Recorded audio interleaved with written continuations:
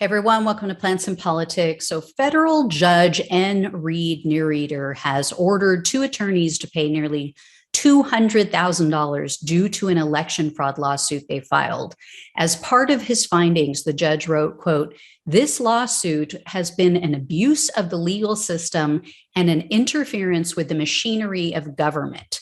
So here's the deal. Colorado lawyers Gary D. Fielder and Ernest John Walker filed a class action lawsuit in December of 2020, alleging that the election had been stolen.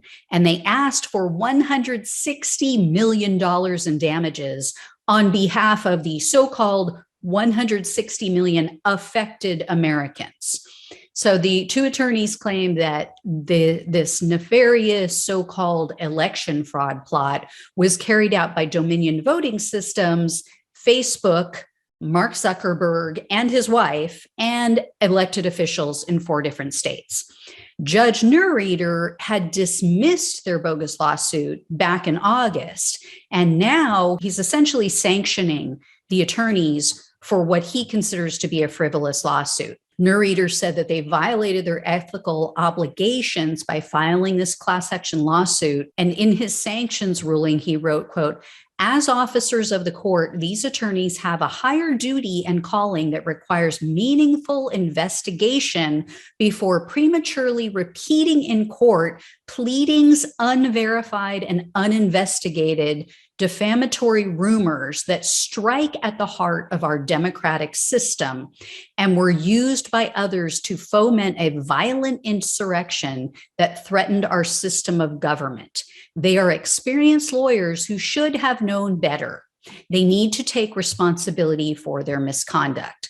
So here's how the sanctions break down for all of the parties named as defendants in this lawsuit, to basically cover their costs of having to litigate the matter and defend themselves.